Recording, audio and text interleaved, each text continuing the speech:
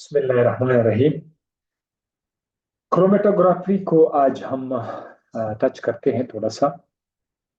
इसका basic principle आपको बताते हैं और मेन आइडिया आपको बताते हैं कि ये आप क्या किस तरह का एनालिटिकल टेक्निक्स है। देखो, आप लोगों का सब्जेक्ट इंस्ट्रूमेंटेशन है और इस इंस्ट्रूमेंटेशन में हम लोग एनालिटिकल टेक्निक्स पढ़ रहे हैं। सबके सबका एक ही मकसद है कि वो केमिकल की दुनिया, जो छुपी हुई दुनिया है, जो हमें नजर नहीं आता, उसको देखने के लिए, केमिकल कंपाउंड्स के स्ट्रक्चर को देखने के लिए कि स्ट्रक्चर किस तरह से है, आया वो प्योर है, आया वो इम्प्योर है, आया उसकी अमाउंट कितनी, उसकी क्वांटिटी कितनी है। तो सारे के सारे इंस्ट्रूमेंटेशन में यही दो चीजें हैं, क्वांटिटेटिव एनालिसिस या क्वालिटेटिव एनालिसिस। क्वांटिटी में आप मिकदार देखते हैं, क्वालिटी में आप ये देखते हैं कि उसके अंदर क्या है, कौन सा कंपाउंड है, कौन सा फंक्शनल ग्रुप है, कौन सा स्ट्रक्चर है। अब इसी तरह क्रोमेटोग्राफी में हम लोग फाइंड करते हैं, किस चीज को फाइंड करते हैं? नंबर वन, बहुत इंपॉर्टेंट, आइडेंटिफिकेशन। आइडेंटिफिकेशन, पहचान, कौन सा कंपाउंड इसके अंदर है। आप लोगों ने कभी देखा होगा, ये एयरपोर्ट पर जो चेक पोस्ट होते हैं, वहां पर चेकिंग जब करते हैं, वो सैंपल आपसे ले लेते हैं और उसको एक छोटे से ट्यूब के अंदर डाल के वहीं वहीं पर जो है वो कंफर्म कर लेते हैं कि इसमें अंदर कोई नशावर चीजें हैं या नहीं है। वो मिनट में पता कर लेते हैं। आ, तो उनमें से एक है GCMS, gas chromatography mass spectroscopy. Sorry, MS है, मास स्पेक्ट्रोस्कोपी। मास स्पेक्ट्रोस्कोपी आप ऑलरेडी पढ़ चुके हैं। ये मास स्पेक्ट्रोस्कोपी को क्रोमेटोग्राफी के साथ कनेक्ट किया जाता है। क्रोमेटोग्राफी उसको सेपरेट कर देंगे और मास स्पेक्ट्रोस्कोपी उसको आइडेंटिफाई करके आपको दिखाएंगे कि इसमें कौन सा चीज है, कौन सा नहीं है। अच्छा, क्रोमेटोग्राफी एक ग्रीक वर्ड है जिसका मतलब है क्रोमा, और क्रोमा का मतलब है कलर। ये पुराने जमाने में ये लोग कलर को एक दूसरे से जब अलग करते थे, तो उस जमाने से इसका नाम क्रोमेटोग्राफी रखा गया। ठीक है, क्रोमा क्रोमा। लेकिन अब इसके लिए कलर जरूरी नहीं है, अब बगैर कलर की चीजें भी हम यहाँ से सेपरेट करते हैं। इसका अगर आपको मेन प्रिंसिपल बता दूं कि ये काम किस तरह करता है, मेन प्रिंसिपल, तो आप इसमें एक चीज नोट कर लीजिएगा कि इसमें हमारे पास हमेशा से दो फेजेस होते हैं, टू फेज। एक का नाम है मोबाइल फेज और दूसरे का नाम है stationary phase.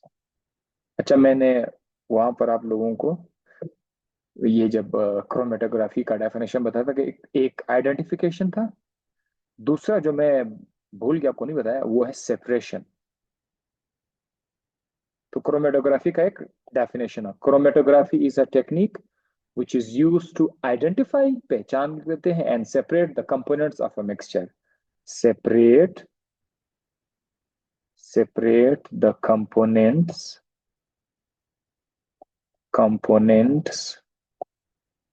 of a mixture।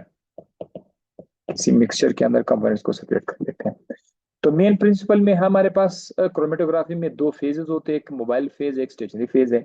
Mobile phase के बारे में हम क्या याद कर सकते हैं? मोबाइल फेज के बारे में हम ये इतना कह सकते हैं कि ये लिक्विड हो सकता है, ये कोई लिक्विड हो सकता है, और मोबाइल फेज गैस भी हो सकता है, या तो कभी लिक्विड होगा कभी गैस होगा समटाइम। स्टेशनरी फेज में हमारे पास क्या है? स्टेशनरी फेज सॉलिड हो सकता है और लिक्विड हो सकता है। तो इसमें एक चीज तो कंफर्म है कि लिक्विड मोबाइल फेज में भी हो सकता है, स्टेशनरी फेज में भी हो सकता है, जबकि गैस जो है वो आपको मोबाइल फेज में मिल जाएगा। तो इसी तरह से हमारे पास मुख्तलिफ किस्म के क्रोमेटोग्राफी है, लिक्विड क्रोमेटोग्राफी, गैस क्रोमेटोग्राफी, इस तरह इसके नाम भी आपको मिल जाएंगे। अच्छा, अब आपको मैं बताऊंगा कि सेपरेशन किस तरह से ये करते हैं। असल में यहाँ पर हमारे पास एक फेज, सपोज करें मैं आपको एक फेज बताता हूँ, ये एक फेज है। आप यूं समझ लीजिए कि ये सॉलिड है।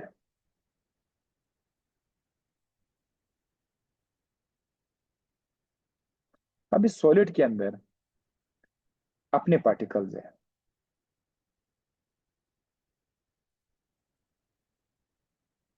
ये अभी थोड़े मैं बड़े बड़े करके लिख लेता हूँ ताकि आपको कुछ आइडिया लग जाए। बड़े बड़े पार्टिकल्स है, ये सॉलिड के पार्टिकल्स है।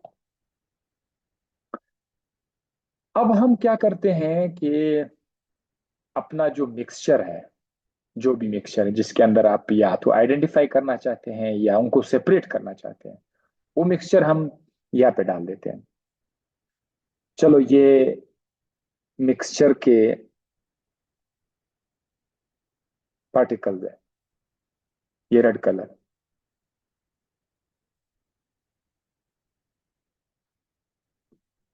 अब ये मिक्सचर के अंदर मैं दो कलर इस्तेमाल करूंगा ताकि हम ये एज्यूम करें कि हमारे पास मिक्सचर में दो कंपोनेंट्स, हम उनको अलग करना चाहिए। तो मैं ये एक तो रेड सर्कल्स हो गए, एक ये कलर इस्तेमाल कर लेता हूँ।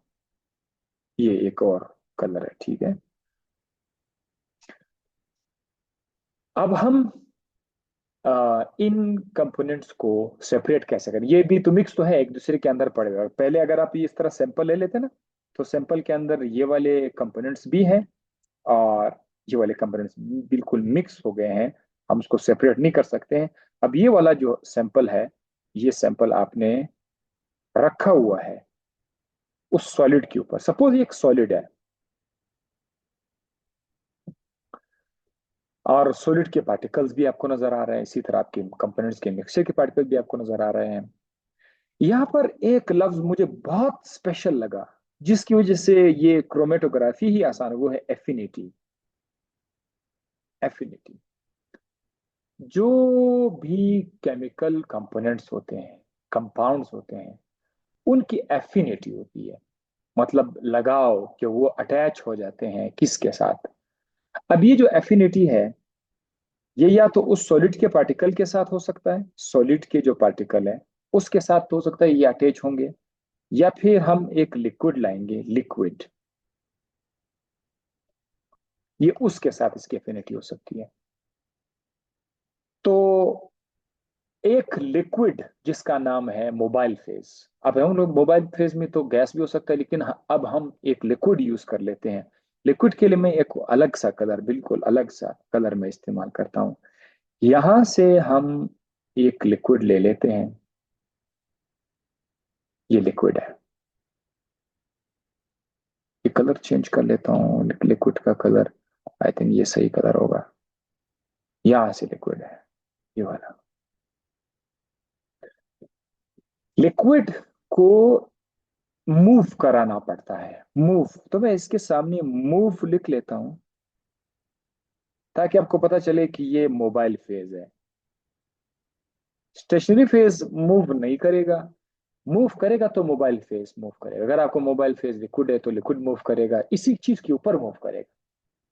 जहां आपका स्टेशनरी फेज पड़ा हुआ है, एक स्टेशनरी फेज के ऊपर या स्टेशनरी फेज के अंदर मिक्सचर पड़ा हुआ है, तो वो चीजें उधर पड़ी हुई है।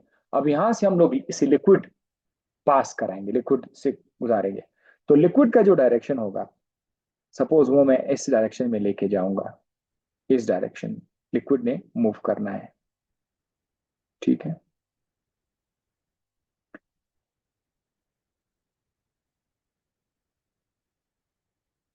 अब इसमें मजे की बात क्या है, चूंकि हमारे पास कंपोनेंट्स में मिक्सचर के अंदर दो अलग अलग कंपोनेंट्स हैं, दो अलग अलग कंपोनेंट्स से एक अंदाजा कर सकते हैं कि इनका स्ट्रक्चर जरूर डिफरेंट होगा। जब अगर वो अलग अलग कंपोनेंट्स है, उनका स्ट्रक्चर जरूर डिफरेंट होगा।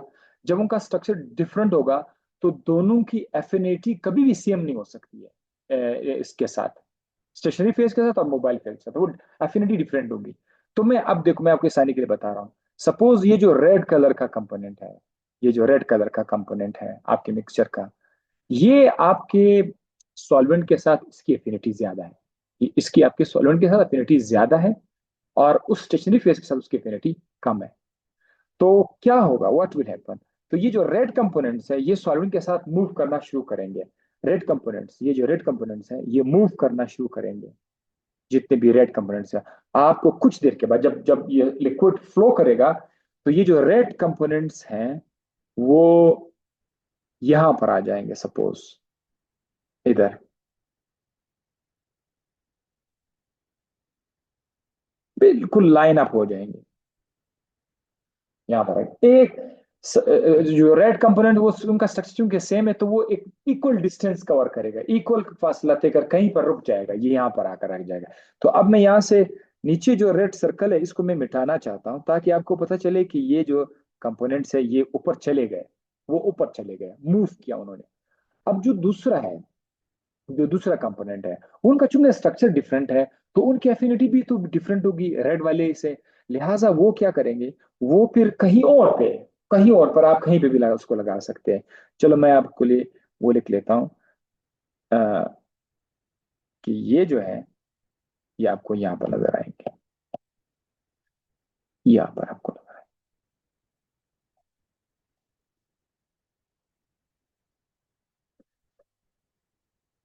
ये डिफरेंट कंपोनेंट्स एक मोबाइल फेज में, मोबाइल फेज के फ्लो करने से वो अलग फासला तय करेगा। नीचे होंगे या ऊपर होंगे लेकिन अलग हो जाएंगे। अब ये सेपरेट हो गए, ठीक है, ये भी सेपरेट हो गए और ये भी सेपरेट हो गए, आपको नजर आएगा।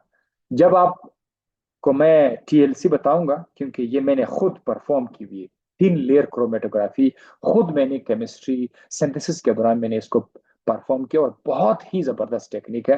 ये मैं आपको बताऊंगा, उसी चीज की बुनियाद पर ही तो मैं बता रहा था, ठीक है। तो उस अब जब आप करोगे, अब आपको जो है, या तो बाज अवकात ये होता है कि ये कलर्ड सब्सटेंस एवी नजर आएंगे, उस पर कलर नजर आ जाएगा आपको कि अच्छा ये दो चीजें इसके अंदर थी। एक तो आप कंफर्म हो जाएंगे मिक्सचर के अंदर वाकई में दो चीजें मौजूद हैं।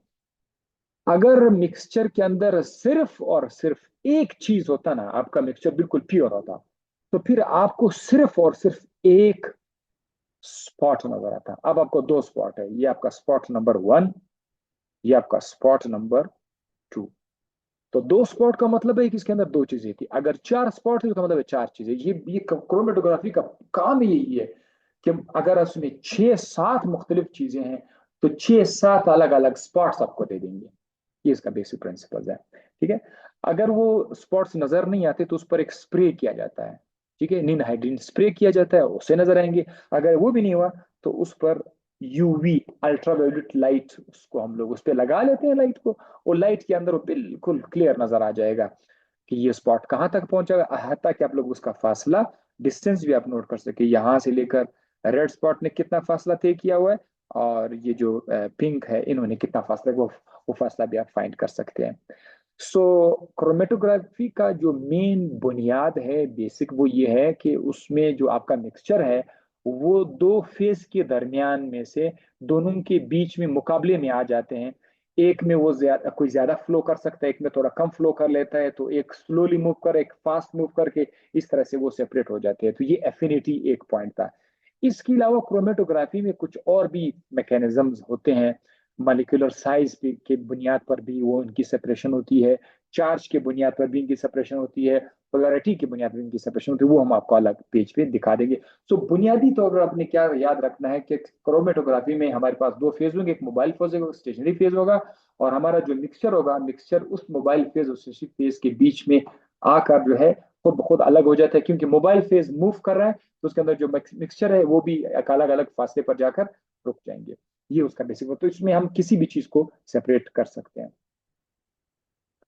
यहाँ पर अब आप जरा सा व्यू पॉइंट नोट कीजिए। क्रोमेटोग्राफी में हम एफिनिटी की बुनियाद पर कर लेते हैं, जैसे कि मैंने आपको, ये बहुत मशहूर एफिनिटी।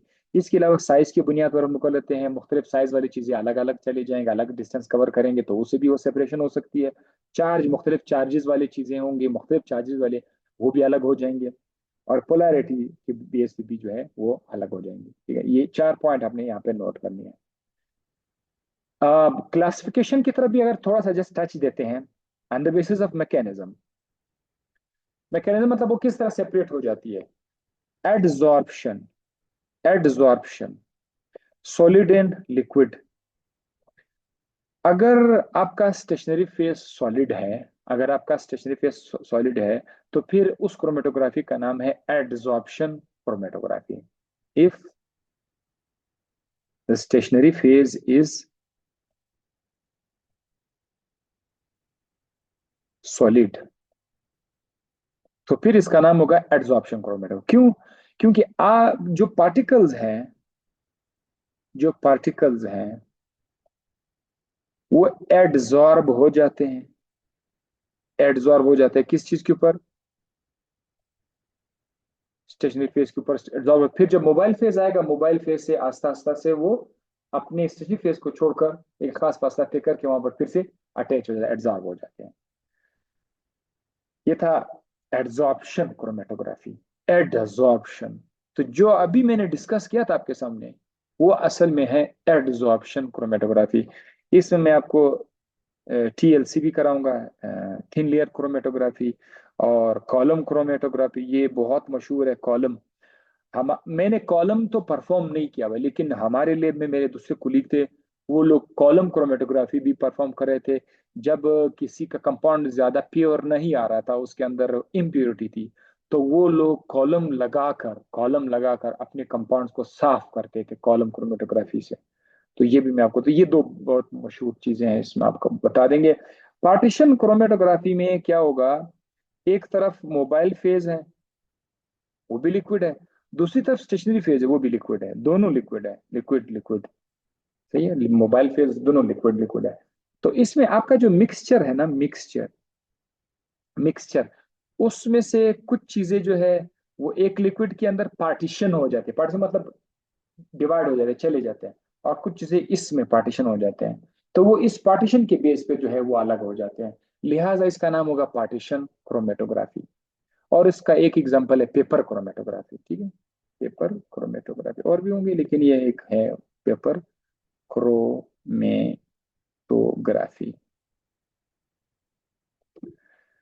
पेपर क्रोमेटोग्राफी आप लोगों ने फर्स्ट ईयर की केमिस्ट्री में पढ़ा होगा, एफएससी जब आप कर रहे थे उस वक्त। आप एक पेपर को एक थोड़ा सा बड़ा करके लिख लेता, एक बीकर लेते थे।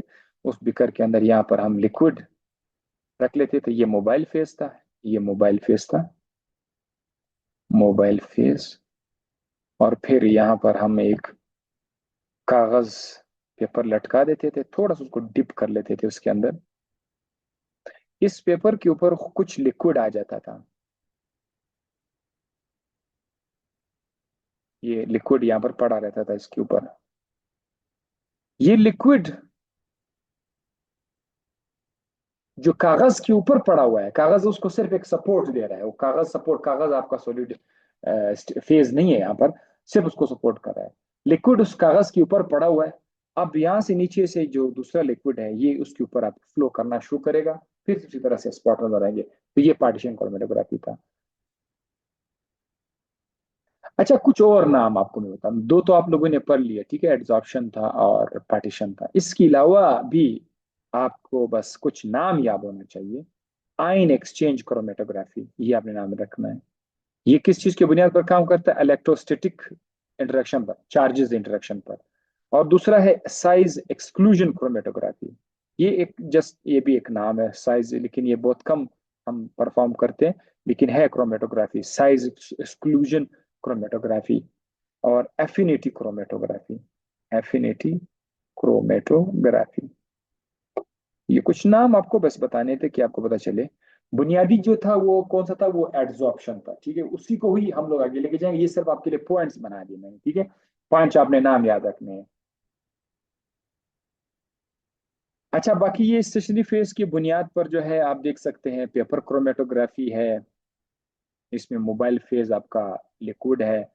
टीएलसी, टीएलसी का मतलब क्या है? Thin thin layer chromatography. ये मैं आपको करा दूंगा, ठीक है, क्रोमेटोग्राफी। इसका आपको मैं बुनियादी चीजें बताऊंगा। थिन लेयर क्रोमेटोग्राफी, टीएलसी, ये हो जाएगा। इसके अलावा कॉलम क्रोमेटोग्राफी। कॉलम क्रोमेटोग्राफी में आप का जो स्टेशनरी फेज है वो आप सॉलिड ले सकते हैं और लिक्विड ले सकते हैं। इसी तरह से कुछ गैस क्रोमेटोग्राफी भी आपको नजर आएगा, ठीक है, गैस क्रोमेटोग्राफी। कॉमन टेक्निक्स जो यूज होते हैं क्रोमेटोग्राफी में, वो जरा देखें। HPLC, HPLC आजकल जो कंपाउंड की सिंथेसिस करते हैं, ये वाला जो HPLC है, इसका मतलब, इसका पूरा नाम है high performance liquid chromatography. Liquid chromatography मतलब इसमें मोबाइल फेज लिक्विड, उसका स्टेशनरी फेज लिक्विड है और मोबाइल फेज उसमें गैस है। तो high performance liquid chromatography, HPLC,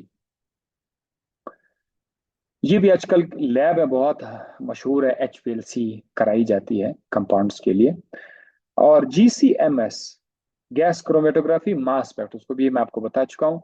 इसमें गैस क्रोमेटोग्राफी कनेक्ट है मास के साथ। थोड़ा काम गैस क्रोमेटोग्राफी करके उसके बाद मास स्पेक्ट्रोस्कोपी के हवाले कर लेते हैं। मास स्पेक्ट्रोस्कोपी उनको उनका अपना मालिकुलर वेट प्रोवाइड कर लेता है और प्रॉपरली आइडेंटिफाई करके देता है कि इसमें ये, तो ये GCMS का कॉम्बिनेशन जो है, कॉम्बो है। सेपरेशन भी कर लेते हैं और उसी वक्त एक ही जगह पे सेपरेशन भी हो रही है और आइडेंटिफिकेशन भी साथ साथ हो रही है। तो ये बहुत एडवांस्ड GCMS और LCMS। LCMS में लिक्विड क्रोमेटोग्राफी को MS के साथ कनेक्ट किया हुआ है, GCMS में गैस क्रोमेटोग्राफी को। तो ये बात चीजें जो है ना, वो गैस क्रोमेटोग्राफी से अलग होते हैं और बात चीजें लिक्विड क्रोमेटोग्राफी से अलग होते हैं, तो हम उसको कर लेते हैं। लेकिन बुनियादी चीज वही है कि सबके अंदर दो फेज होंगे, स्टेशनरी फेज होगा, लिक्विड फेज होगा। लिक्विड फेज मूव करेगा और साथ साथ कंपोनेंट्स को सेपरेट कर देंगे। ये तीन तो हो गए बहुत मशहूर। इसके अलावा कुछ आपको साइज एक्सक्लूजन क्रोमेटोग्राफी, ये आपको नजर आ जाएगा, जैसे पिछले पेज पे मैंने कराया था। आयन एक्सचेंज क्रोमेटोग्राफी, देखो ठीक है। इसमें एक रेजिन हम इस्तेमाल करते हैं, उस रेजिन के साथ पहले से यहाँ पर कोई आयन अटैच है।